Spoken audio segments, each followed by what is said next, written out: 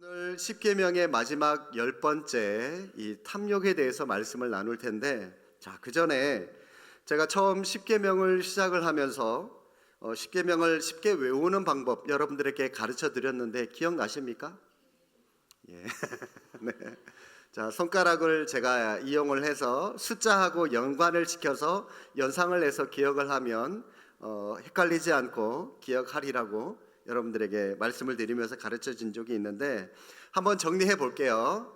첫 계명 하나, 한 분이신 하나님만 섬겨라. 두 마음으로 우상 숭배하지 마라. 삼가 하나님의 이름을 망령되이 일컫지 마라. 사사로이 안식일을 범하지 마라. 그러니까 안식일을 거룩하게 지켜라, 그 말이겠죠. 오직 내 부모를 공경하라. 육체를 살인하지 마라. 칠흑 같은 마음으로 간음하지 마라. 팔로 도둑질하지 마라. 구차하게 거짓 증거하지 마라. 10원이라도 내 이웃의 것을 탐내지 마라. 누구 지명해서 얘기해 볼까요? 누구 해보실 분? 네. 다음 주 시험 칩니다. 네. 기억하시죠? 네. 요 숫자하고 연관시켜서 여러분들이 조금만 더 생각하시면 이 십계명의 말씀이 좀 헷갈리지 않고 순서대로 잘 암송하고 계시리라 생각이 듭니다.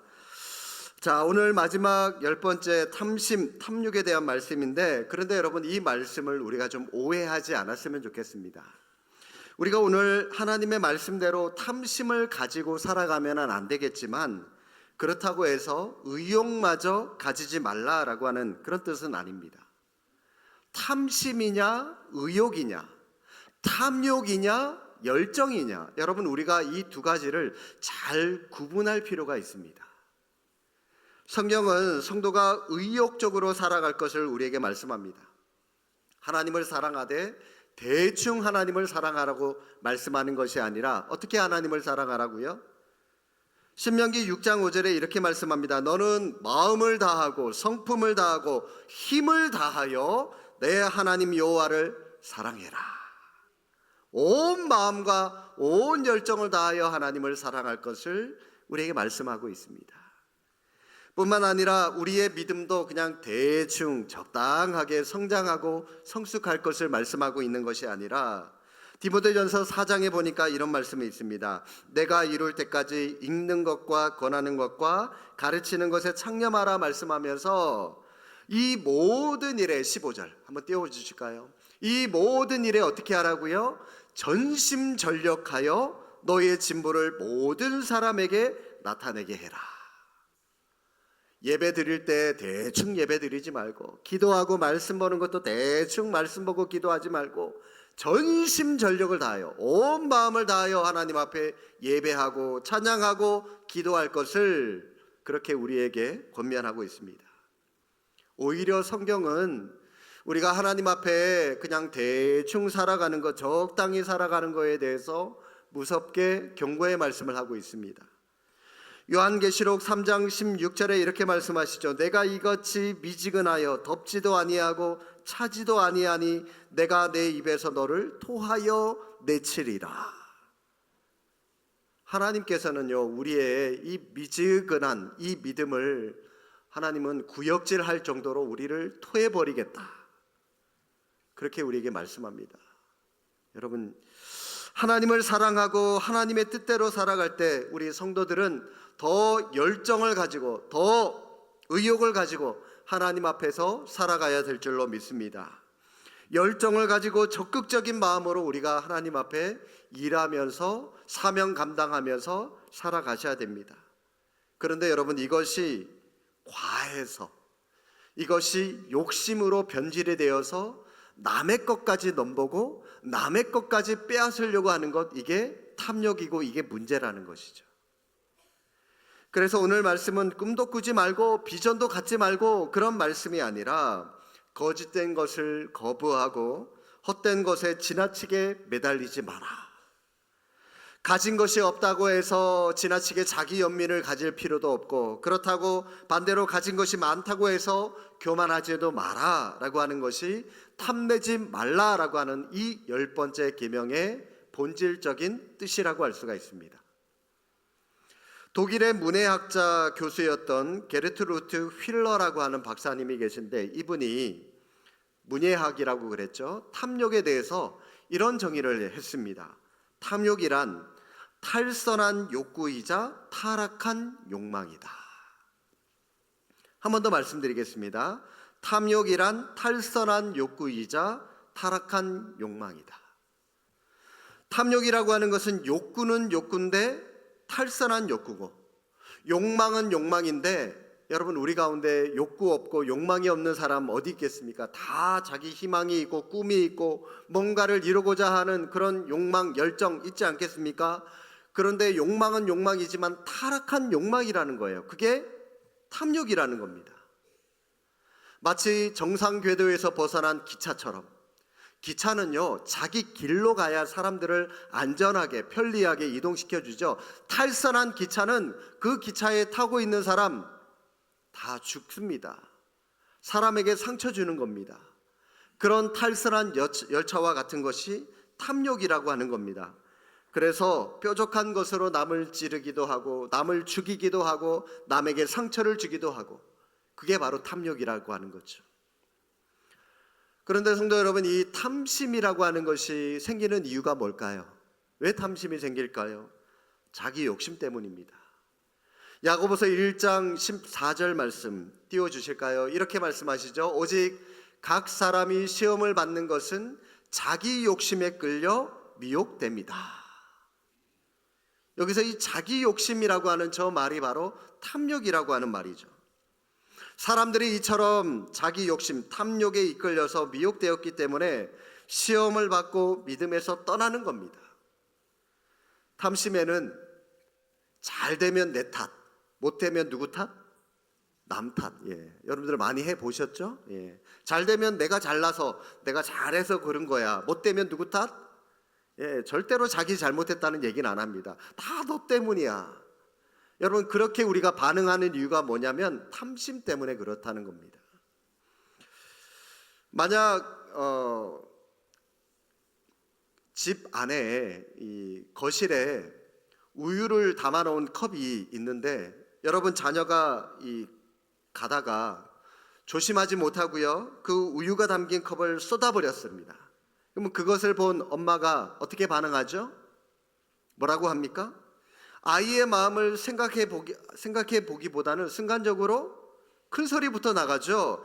아니 너는 도대체 눈을 어디다 달고 다니길래 저걸 못 보고 쏟아버려, 막 야단을 치죠.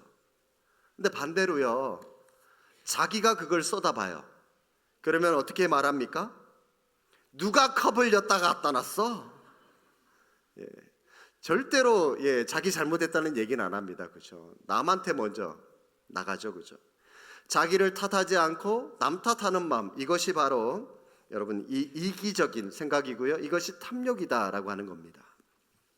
성경 한 구절 찾아보시겠습니다. 누가복음 12장 한번 가보실까요?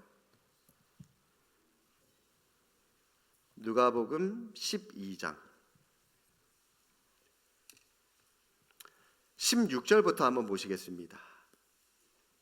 16절부터 한 부자 농부의 비유가 나오는데 예수님께서 들려주신 비유의 말씀입니다. 자, 16절부터 보실까요? 누가복음 12장 16절. 또 비유로 그들에게 말하여 이르시되 한 부자가 그 밭에 소출이 풍성함에, 자 17절부터 같이 한번 쭉 읽어보시겠습니다. 심중에 생각하여 이르되 내가 곡식 쌓아 둘 곳이 없으니 어찌할까 하고, 또 이르되 내가 이렇게 하리라, 내 곡간을 헐고 더 크게 짓고 내 모든 곡식과 물건을 거기 쌓아두리라. 19절. 또 내가 내 영혼에게 이르되 평안히 쉬고 먹고 마시고 즐거워하자 하리라. 아멘. 자, 여러분 여기에 이 부자가 강조하면서 반복하고 있는 단어가 있어요.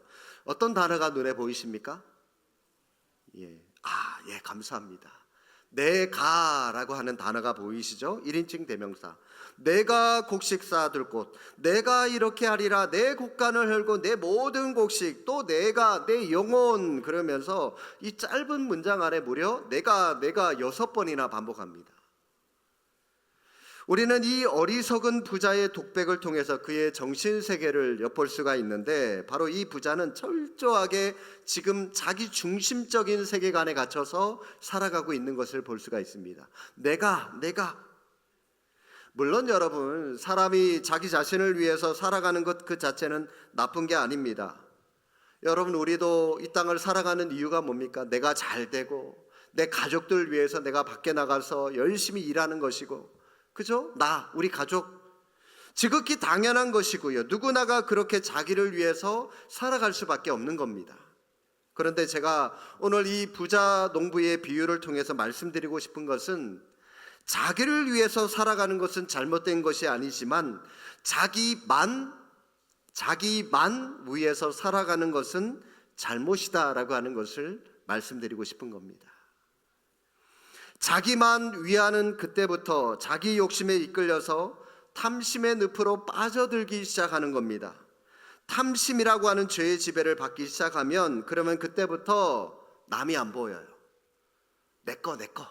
그죠? 자기 것만 보기 때문에 남은 옆에서 쓰러지든 죽어가든 고난당하든 남은 안 보여요. 오직 내 배만 불리면 그만입니다. 그게 문제라는 겁니다. 탐심이.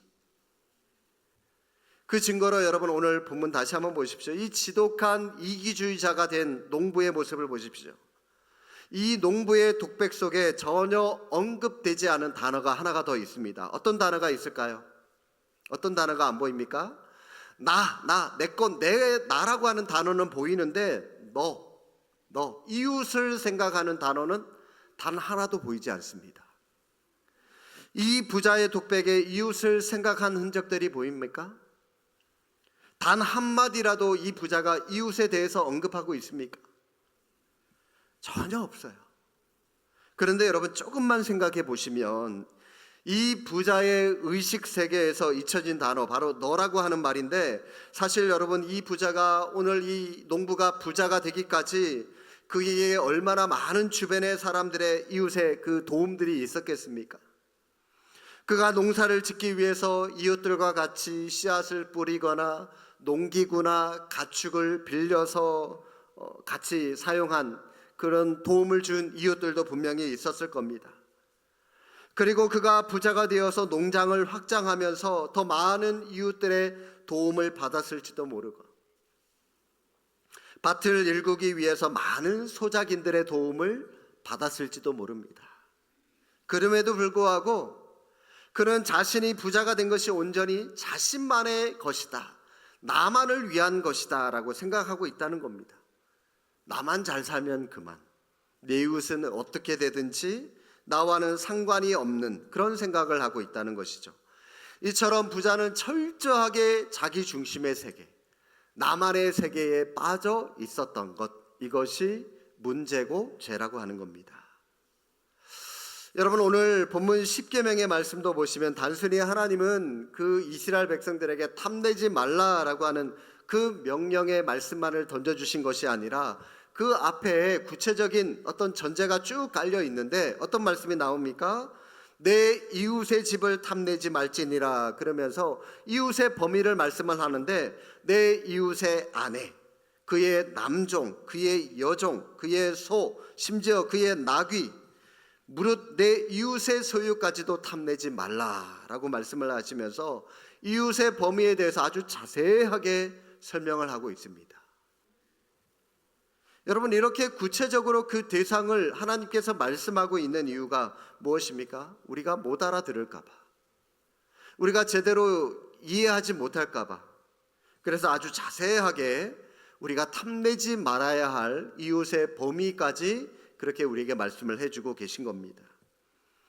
특별히 여러분, 이 한 구절에 내 이웃이다라고 하는 말이 3번이나 반복되고 있는 것은 이 어리석은 부자와 같은 삶을 살아가지 않기 위해서 이웃을 우리가 당연히 생각할 뿐만이 아니라 탐심이라고 하는 것이 주로 이웃과 비교하면서 생겨나는 것이 탐심이구나라고 하는 것을 우리가 이해할 수가 있을 겁니다.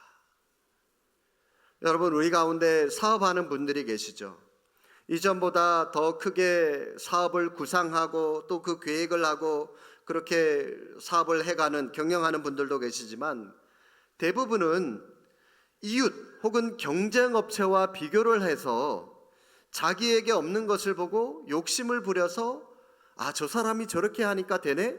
나는 저 사람보다 더 크게 사업을 해야지 하고 갑자기 욕심이 생겨서 사업을 더 크게 그렇게 떠벌리는 그런 사람들도 있을 겁니다. 집장만을 한 사람이 있습니다. 거기에 만족하면 돼요. 10년, 20년 열심히 저축을 해서 집을 장만을 했는데 만족하면 되는데, 근데 만족을 못해요. 왜요? 자기 친구 집에 갔더니 자기보다 더 집 평수가 넓은 데 살고 있네요. 자기는 화장실 하나인데 자기 집 친구는 화장실이 3개 있는 그런 집에서 살아가는 거예요. 그러니 어떡합니까? 배가 아프잖아요. 나는 저 친구보다 더 넓은 집에서 살아야지. 그런 욕심이 생깁니다. 탐심이 있죠. 땅값이 올라서 부자가 된 이웃을 보면 땅에 대한 탐심이 생깁니다. 학교나 직장에서 잘 나가는 친구, 자식을 보면, 이웃집 아이를 보면 아이에 대한 또 탐심이 생겨서 너는 왜 공부 안 해? 그러면서 또 자기 자식 닥달합니다. 욕심이 생겨서 그렇죠. 일 잘하는 이웃집 종을 탐내듯이 경쟁업체의 핵심 멤버를 로비를 해서 뒷구멍으로 빼내가기도 합니다. 하다못해 여러분, 이 교회들도 이웃 교회 교인들이 있죠. 일 잘하는 그런 교인들이 있죠. 서로 뺏고 뺏기기도 합니다. 한때 여러분, 우리 기독교 출판계에 양도둑질이라고 하는 책이 나와서 베스트셀러가 된 적이 있었습니다. 양도둑질, 무슨 책일까요? 성도들을 서로 뺏고 빼앗기는 그런 교회들의 비리에 담겨진 그런 얘기들이 쓰여진 책이었습니다. 오죽하면 그런 책까지 나왔을까요? 탐심은 이처럼 자기 욕심에 이끌려서 자기 중심적인 철저한 이기주의자가 되기 때문에, 그래서 여러분, 이런 사람들이 갑질을 해대는 겁니다. 세상에 자기만 잘났고 남은 안 보이니까, 그러니까 갑질을 하는 거죠. 남들을 다 무시하고 다니는 건데, 그런데 여러분, 그들은 사람만 무시하는 것이 아니라 더 나아가서 하나님까지도 무시하는 것이 진짜 문제가 되는 겁니다. 성경은 물질의 소유를 부정하지 않습니다. 우리에게 가난하게 살아라 말씀하는 것도 아니고요, 물질적인 부를 쌓아두고 사는 것도 우리에게 반대하지도 않습니다. 단, 성경은 물질의 주인이신 하나님을 망각하고 살아가는 것을 우리에게 철저히 경계합니다. 그것만은 주의해라. 기독교적 재물관의 출발점은 물질의 주인이 누구냐라고 하는 것에서 출발합니다. 하나님을 알고 하나님의 뜻대로 물질을 관리하는 삶을 살아갈 수 있느냐? 여러분, 이게 진짜 중요하다라고 하는 거죠. 그런데 문제는 우리가 이 탐심이라고 하는 것에 눈에 어두워지면 탐심의 노예가 되는 순간부터 하나님이 안 보여요. 하나님이 안 보여요. 그러니까 자기가 물질의 주인이 되려고 하는 것이죠. 주인 노릇을 하려고 하는 것이죠. 그래서 골로새서 3장 5절에 탐심은 우상숭배다라고 그런 말씀을 하신 겁니다. 탐심의 지배를 받으면 내가 탐하는 그것이 내 인생의 주인이 되는 겁니다. 이것이 바로 우상숭배죠. 그래서 성경은 탐심을 멀리해라, 그렇게 우리에게 한결같이 가르치고 말씀하고 계신 겁니다. 탐심은 하나님의 주인 되심을 망각하게 하는 무서운 죄가 되기 때문입니다. 그래서 멀리해야 되는 거죠. 그러면 여러분, 이 탐심이라고 하는 것을 우리가 어떻게 해야 떨쳐버릴 수 있을까요? 먼저 여러분, 이 탐심의 반대말이 무엇인지 아십니까? 탐심의 반대말 무엇일까요? 감사하는 마음. 감사하는 마음. 하나님이 주신 것에 만족하는 마음, 그게 여러분 감사하는 마음 아닐까요? 제가 이 탐심이 뭐냐 국어사전을 한번 찾아봤습니다. 더 많이 갖고 싶은 욕망, 남의 것을 갖고 싶은 욕심, 이게 탐심이랍니다. 여러분, 이 말을 역으로 뒤집어서 생각을 해보면 더 많이 갖거나 남의 것을 갖고 싶은 마음이 생기지 않는 것, 여러분 이게 탐심의 반대말이겠죠? 그러면 여러분 이것이 어떤 마음이죠? 바로 자족하는 마음. 자족하는 마음. 하나님이 주신 것에 만족하면 욕심이 생기지 않습니다. 주신 것에 만족하며 감사하는 마음이 생기는 것이죠. 내가 하나님의 은혜로 살고 있다는 것, 이것이 바로 자족, 감사하는 마음이라는 겁니다. 바울은 이 자족이라고 하는 것에 대해서 이렇게 표현했습니다. 빌립보서 4장 11절, 12절 말씀 한번 띄워주십시오. 내가 궁핍함으로 말하는 것이 아니라 어떠한 형편에든지 나는 자족하기를 배웠노니. 12절 함께 읽겠습니다. 나는 비천에 처할 줄도 알고 풍부에 처할 줄도 알아 모든 일 곧 배부름과 배고픔과 풍부와 궁핍에도 처할 줄 아는 일체의 비결을 배웠노라. 탐심을 물리치고 탐심으로부터 자유로울 수 있는 유일한 수단은 예수 그리스도께 믿음의 뿌리를 내리고 감사하고 그분으로 인하여 자족하는 삶을 살아가는 것입니다. 그래야 탐심을 우리가 물리칠 수 있는 겁니다. 일찍이 이것을 터득했던 사람이 사도 바울이죠. 그가 이러한 자족의 비결을 터득하고 나서 그 이후에 13절에 그가 이렇게 고백합니다. 내게 능력 주시는 자 안에서 내가 모든 것을 할 수 있느니라. 저는 이 사도 바울의 고백이 우리 수원제일교회 저와 여러분 모두의 믿음의 고백이 될 수 있기를 주님의 이름으로 축복합니다. 여러분 지금 바울이 하고 있는 이 고백은 바울이 세상에서 잘 나가고 있을 때 그럴 때 한 고백이 아닙니다. 복음을 전하니까 막 수천 명, 수만 명이 몰려오고 능력 있게 선교하고 있을 때 그가 저 고백을 한 말이 아닙니다. 지금 저 고백은 바울이 감옥에 갇혀 있을 때 한 고백이에요. 사람들이 보내주는 구호품을 받아서 그렇게 생활하고 있는데 감옥 안에서, 그런데 그가 모든 것을 할 수 있다라고 하는 그 고백이 마치 앞뒤가 맞지 않는 것처럼 보이지만 그러나 그의 고백 속에는 신비한 자족의 비결이 숨겨 있는 겁니다. 하나님이 지금 나를 감옥에 갇혀두게 하셨는데, 나를 지금 하나님이 감옥에 갇히게 하셨다면 이 감옥이 지금 내게 가장 안전하니까 나를 감옥에 가두게 하신 거예요. 뿐만 아니라 감옥조차도 하나님의 은혜가 충만하게 부어지는 곳이다 라고 하면서 그가 믿음의 고백을 하고 있는 것이죠. 이처럼 탐심을 제어하려면 우리가 하나님께서 우리에게 부어주신 것에 만족하고 감사할 줄 아셔야 됩니다. 없는 것을 가지고 불평하지 마시고 지금 있는 것에, 지금 주신 것에 감사하고 만족하는 것. 여러분, 우리가 불평한다고 해서 없는 것이 저절로 생겨나지 않습니다. 오히려 불평하면 더 원망하고 불평만 더 커질 뿐입니다. 있는 것에 만족하는 것. 혹시라도 지금 여러분들이 부족하다고 생각이 되시면 장차 천국에서 누릴 것을 소망하면서 자족하시면 되는 겁니다. 비록 없는 게 많이 있다고 할지라도 하나님이 계시기 때문에, 주님이 나의 구원자가 되시기 때문에 그분으로 인하여 만족하는 믿음의 그런 성장, 성숙한 믿음을 가질 수 있는 여러분 모두가 될 수 있기를 주님의 이름으로 축복합니다. 예전에 제가 이 카톨릭 안에서 평생을 인도의 빈민가를 위해서 헌신했던 이 테레사 수녀와 관련된 그런 예화를 한번 읽은 적이 있는데, 그분 때문에 이 천주교계 안에서 큰 논쟁이 됐던 적이 있었습니다.